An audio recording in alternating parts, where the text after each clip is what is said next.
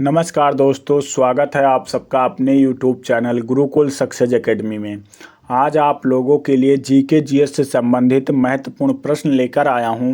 यह क्लास आप लोगों के आने वाले एग्जाम में महत्वपूर्ण साबित होगी। इस वीडियो में वह सारे टॉपिक कवर किए जाते हैं जिन टॉपिक से एग्जाम में क्वेश्चन आते हैं। पहला प्रश्न है, खालसा पंथ किसके द्वारा स्थापित किया गया था? खालसा पंथ गुरु गोविंद सिंह के द्वारा 1699 में स्थापित किया गया था। ऑप्शन नंबर 20 का सही आंसर होगा, खालसा पंथ की स्थापना गुरु गोविंद सिंह ने की थी। अगला प्रश्न है, आईने अकबरी के लेखक कौन थे? तो आईने अकबरी के लेखक अबुल फजल थे। ऑप्शन नंबर सी इसका सही आंसर होगा, आईने अकबरी के लेखक अबुल फजल थे। अगला प्रश्न है, भारतीय रिजर्व बैंक के वर्तमान गवर्नर कौन है? शक्तिकांत दास। ऑप्शन नंबर 20 का सही आंसर होगा, जिसका भी ऑप्शन नंबर बी है बिल्कुल सही आंसर है। अगला प्रश्न है, किसान घाट किसका समाधि स्थल है? चौधरी चरण सिंह का। ऑप्शन नंबर सी इसका सही आंसर होगा, किसान घाट चौधरी चरण सिंह का समाधि स्थल है। अगला प्रश्न है, निम्नलिखित में से किस गुप्त शासक ने कविराज की उपाधि धारण की थी? समुद्रगुप्त ने। ऑप्शन नंबर इसका ए सही आंसर होगा, जिसका भी ऑप्शन नंबर ए है बिल्कुल सही आंसर है। अगला प्रश्न है, यात्री इब्न बतूता की भारत यात्रा के समय दिल्ली का शासक कौन था? मोहम्मद बिन तुगलक। ऑप्शन नंबर सी इसका सही आंसर होगा, मोहम्मद बिन तुगलक शासक था। अगला प्रश्न है, निम्नलिखित में से किसको लाइट ऑफ एशिया के रूप में जाना जाता है? गौतम बुद्ध को। ऑप्शन नंबर इसका बी सही आंसर होगा, गौतम बुद्ध को लाइट ऑफ एशिया के रूप में जाना जाता है। पूर्वी घाट की सबसे ऊंची पर्वत चोटी कौन सी है? महेंद्रगिरी। ऑप्शन नंबर इसका ए सही आंसर होगा, पूर्वी घाट की सबसे ऊंची पर्वत चोटी महेंद्रगिरी है। अगला प्रश्न है, निम्नलिखित में से कौन सा रोग जीवाणुओं से होता है? डिप्थीरिया। ऑप्शन नंबर डी इसका सही आंसर होगा, जिसका भी ऑप्शन नंबर डी है बिल्कुल सही आंसर है। मनुष्य की लार में कौन सा एंजाइम पाया जाता है? टाइलिन। ऑप्शन नंबर सी इसका सही आंसर होगा, टाइलिन एंजाइम मनुष्यों की लार में पाया जाता है। इनमें से कौन सी नदी भारत से निकलती है? तो भारत से चंबल नदी निकलती है। ऑप्शन नंबर डी इसका सही आंसर होगा, चंबल नदी भारत से निकलती है। अगला प्रश्न है, अंतर्राष्ट्रीय श्रम संगठन का मुख्यालय कहाँ पर स्थित है? जेनेवा में। ऑप्शन नंबर इसका बी सही आंसर होगा, जिसका भी ऑप्शन नंबर बी है बिल्कुल सही आंसर है। दोस्तों, आप लोग वीडियो को लाइक करते रहिए और चैनल को सब्सक्राइब भी करते रहिएगा। अगला प्रश्न है, मनुष्यों में स्थायी निवास की प्रवृत्ति कब से विकसित हुई है? तो नवपाषाण काल से। ऑप्शन नंबर 20 का सही आंसर होगा, मनुष्यों में स्थायी निवास करने की प्रवृत्ति नवपाषाण काल से विकसित हुई है। अगला प्रश्न है, आमाशय में कौन सा एंजाइम पाया जाता है? तो आमाशय में पेप्सिन एंजाइम पाया जाता है। ऑप्शन नंबर इसका ए सही आंसर होगा।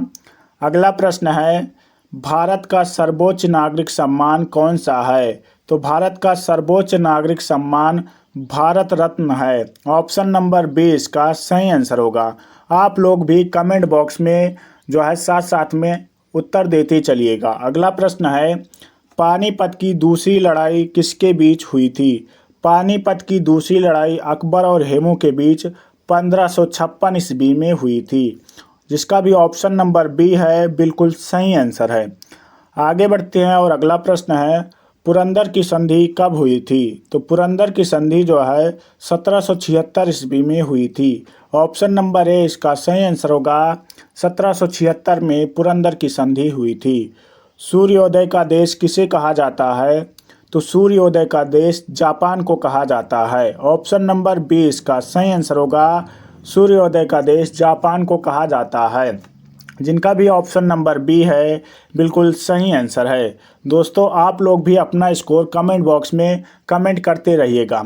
अगला प्रश्न है, मलक्का जल संधि किसको आपस में जोड़ती है? अंडमान सागर एवं दक्षिण चीन सागर को मलक्का जल संधि आपस में जोड़ती है। ऑप्शन नंबर ए इसका सही आंसर होगा। मलक्का जल संधि अंडमान सागर एवं दक्षिण चीन सागर को आपस में जोड़ती है। नील नदी कहाँ से निकलती है? तो नील नदी विक्टोरिया झील से निकलती है, जिनका भी ऑप्शन नंबर बी है बिल्कुल सही आंसर है। नील नदी विक्टोरिया झील से निकलती है। अगला प्रश्न है, राज्य का मंत्रिपरिषद सामूहिक रूप से किसके प्रति उत्तरदायी होता है? विधानसभा। ऑप्शन नंबर सी इसका सही आंसर होगा। राज्य का मंत्रिपरिषद सामूहिक रूप से विधानसभा के प्रति उत्तरदायी होता है। अगर आप लोग डेली इसी प्रकार से क्लासेस लेते रहेंगे तो आप लोगों को जीके जीएस में कहीं पर भी दिक्कत नहीं होगी। अगला प्रश्न है, हीमोग्लोबिन का कार्य क्या है? तो हीमोग्लोबिन का कार्य है ऑक्सीजन का परिवहन करना। ऑप्शन नंबर इसका ए सही आंसर होगा। ऑक्सीजन का परिवहन करना हीमोग्लोबिन का मुख्य कार्य है। अगला प्रश्न है, उच्चतम न्यायालय के गठन संबंधित प्रावधान किस अनुच्छेद में दिया गया है? अनुच्छेद 124 में। ऑप्शन नंबर इसका बी सही आंसर होगा, जिसका भी ऑप्शन नंबर बी है बिल्कुल सही आंसर है।